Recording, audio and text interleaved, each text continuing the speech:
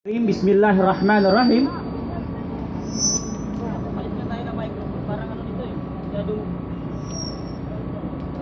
And good afternoon.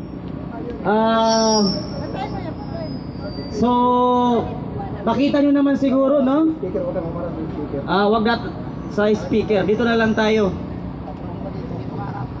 So ito, ilang araw na namin itong ginagawa. Walang pahinga, walang tulog. Bakit namin ginagawa ito? Ginagawa namin ito, maipakita lang namin sa sambayan ng Pilipino na taas mo kaming magsasabi na ikaw, Marcos Jr. ay bumaba na sa pwesto sapagkat hindi ka nararapat na umupo dyan sa Malacanang. Ilang araw na kami nandito. Di baling masunog sa araw, di baling hindi makatulog ng maayos, kahit kagatin pa kami ng dengue. Yung isang vlogger na nagsabi na kami ay bayaran, Sangkay TV, hampas lupa, insekto, walang pinag-aaralan. Sigurado ako, lobat ka nung sinabi mong mga bayaran kami dito. Sangkay TV, kahit ano pa karami, ang followers mo, subscriber mo, ang Diyos ang kakampi namin at si Bibi Sara Duterte. Kaya kayo dyan, mga vlogger na Sangkay TV, huwag kang mag-vlog kung lobat ka. Saka ka mag-vlog pag ikaw ay nagsusolving, kasi alam naman nating nagsusolving yan si Sangkay TV. Kasi mana yan sa boss niya. Kung ang boss mo adik, matik na yan, pati tauhan adik na rin yan. Diba? Kaming mga Duterte, hindi kami bayaran. Loyal kami. Handa kaming magpa-drug test dito mismo. Kasama ang aming Bibi Sara Duterte at ang aming Ferdinand. Pero yung si Marcos, takot yan. Takot yan magpa-drug test kasi kahit hindi mo yan ipa-drug test, halata naman. Tignan mo naman kung paano magsalita pag in-interview. Grabe na yan. Grabe na itong Pangulo natin. Grabe na. Tapos yung TV5 naman kung magbalita, fake news. Mga kupal ba kayong media? Anong klaseng pinapalabas nyo? 100 lamang po ang nagrally. Andon sila patay gutom. Anong patay gutom? Araw-araw, minu-minuto, oras-oras, Jollibee ang dumarating dito. Kahit ang mga OFW sa UK nagpapadala ng tulong, suporta. Yung mga kalaban natin dyan nagrarally, pinaglalaban yung bangag, kayo yung mga bayaran. Kami dito, walang bayaran dito. Ginagawa namin itong kusa. Lahat kami dito, naggastos. Pera namin ang ginamit namin papunta dito. Pamasahe dito. Diba? Okay. Sila, hindi yan sila gagalaw pag walang pera. Bakit? Halata naman na pera lang ang nagpapagana sa kanila. Tignan mo si Martin Romualdez. Ang tiyan niya parang tiyan na ng kalabaw. Grabe na yan si Martin Romualdez na yan. Tapos, nung siya'y nagbigay ng ayuda, halatang adik. Alam mo nga,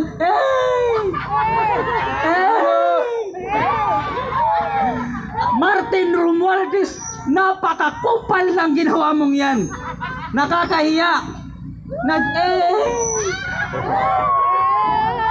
Dapat ang sinabi mo, amen, hindi Grabe na yan. Grabe na. Diba? Tignan mo naman yung asawa ni BBM na parang zombie kung maglakad. Akala mo prinsesa kung maglakad.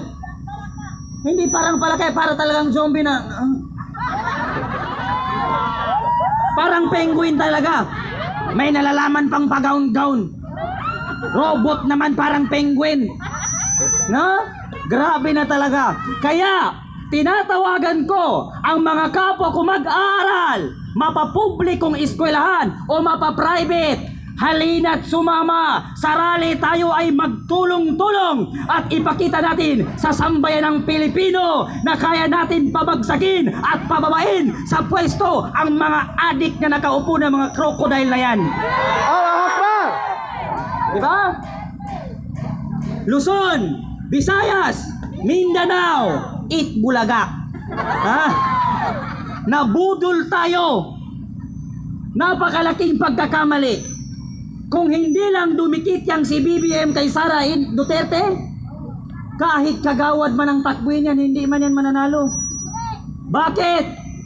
Tignan mo kung gaano sila kawalang hiya at kung gaano sila kawalang utang na loob sa Duterte. Noong namatay si Ferdinand Marcos, ilang presidente ang dumaan, yang tatay nilang yawa na yan hindi malibing-libing. Ngayon, naging presidente si Rodrigo Roa Duterte, ipinalibing ang kupal na tatay mo, Marcos. Ipinalibing ang tatay mo. Ngayon napalibing ang tatay mo at ikaw ang naging presidente ng Pilipinas. Wala ka mang utang na loob. Ikaw man yung unang bumira sa Duterte administration. Tignan mo ang pinagkaiba noong panahon ni Duterte at ngayong panahon ni Marcos. Noong nangampanya si Marcos, pag ako ang nanalo, taas noong nagsasabi ang 1 kilong bigas ay 20 pesos na lang. Ngayon siya ay naupo sa pagkapangulo. Ang 1 kilong bigas naging 60 pesos. Mas lalong mumaan, no? Tapos ano ang naging mura? Ang shabu, mura na ngayon. Shabu doon, shabu dito, shabu doon, red doon, shabu lahat. Bakit? Kasi bangag ang ating Pangulo, adik na adik pa rin ang pinamumunuan. At ang mga adik ngayon, hindi na sila natatakot. Tinatawanan na lang nila ang presidente. Bakit nila tinatawanan? Kasi ang presidente mismo pag ginu-question, tinatanong about sa mga problem ng community, ng bansa, kumakamot ng ulo. Kay walang alam. Mr. President, anong dapat nating gawin? Kasi sa Bicol namamatay ang mga tao, nilulubog ng baha, abay lumingon ang kupal. Ano bang dapat nating gawin? Ikaw ang presidente tapos hindi mo alam kung paano mag-solve ng community? Hindi mo alam kung paano magbigay ng solusyon sa mga pinamumunuan mo? Dapat pala ang ginawa mo, nag-farm ka na lang. No? Dapat yun na lang ang ginawa mo. Kasi hindi ka pala marunong mag-solve ng problema ng bayan. Kaya ang dapat mong gawin, bumaba ka na dyan sa pwesto. Sapagkat hindi kami titigil hanggat hindi ka bumababa sa pwesto. Na. Ngayon, walang bayaran dito. Walang gutom dito.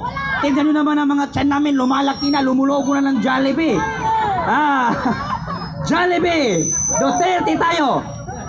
Ngayon, sabayan nyo ako kasi kahapon meron din tayong ginawang kanta. Ngayon meron na naman tayong bagong kanta. Pag sinabi kong bangag, sabihin nyo, Marcos, bangag! Bangag! Pag sinabi kong bangag, sabihin nyo, Marcos! Bangag! Di ba? Bagong presidente, bagong balyo. Walang prinsipyo, walang isang salita. Si Marcos yan, si BBM, bangag na pangulo. Di ba? Noong panahon ni Tatay Digong, napakaganda na ipagmalaki mong isa kang Pilipino. Pero ngayon, nakakahiya na isa kang Pilipino dahil sa namumuno sa atin. Walang alam. First time pa lang na pagkaupo sa pagiging presidente, ang ginawa, pumunta ng ibang bansa. Nakikasal pa dun sa kasal ng anak ni Sultan Bulkiah. Di ba? Paano kaya kung ang inabutan niya yung Marawi City. Di ba? Ano kayang gagawin niya? Pupunta siya ng New York City, magbabakasyon. Eh, tingnan mo si Tatay Digong, anong ginawa? Pumunta ng Marawi, nakibarilan pa. Di ba? Tama! Tapos nung dumating ang COVID-19, doon mo makikita kung gaano katalino at kagaling ang namumuno sa ating bansa.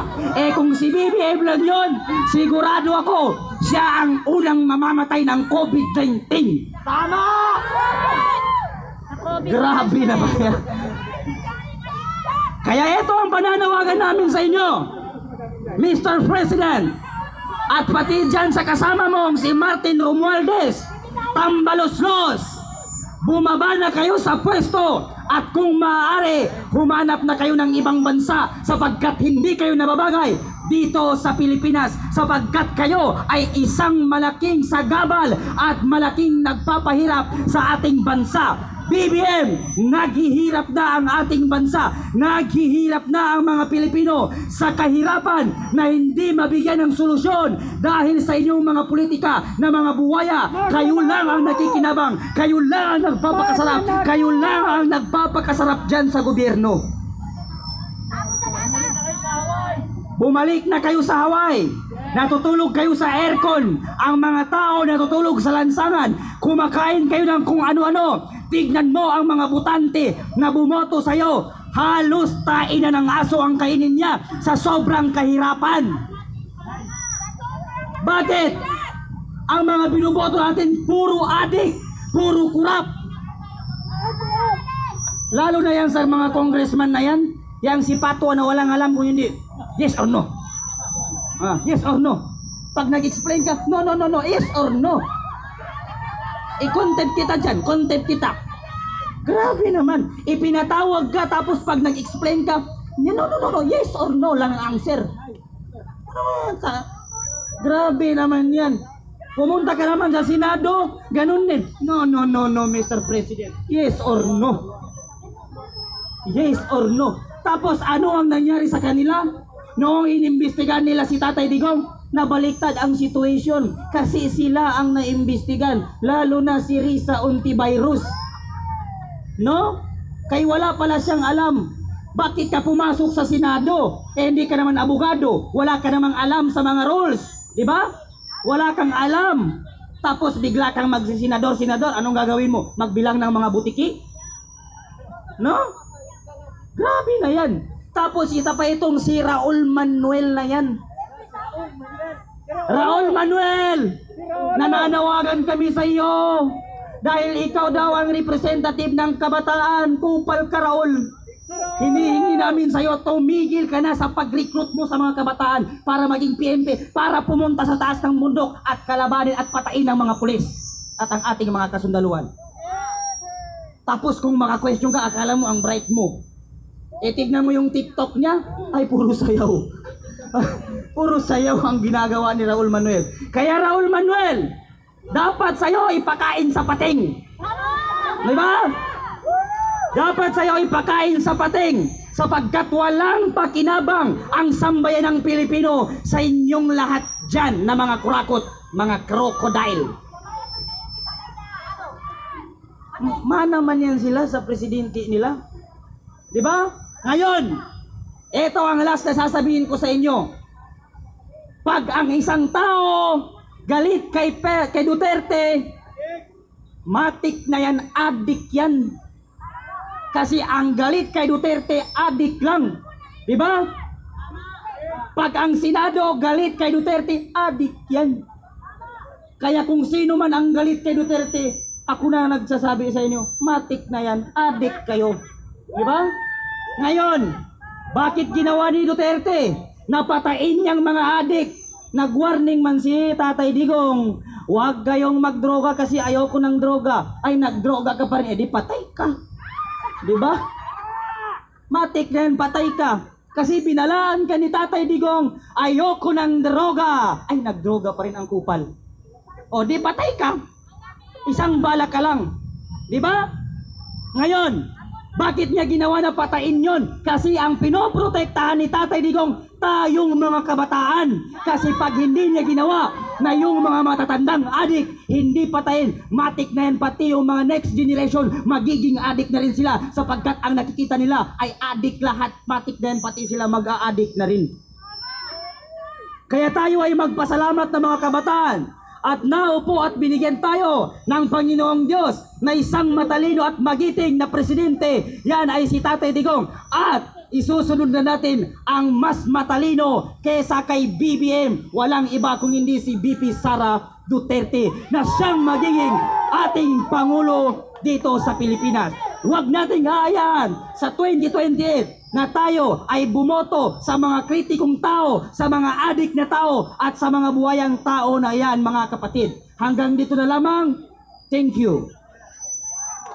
Okay na yun. Kilala na nila yun. Okay, maraming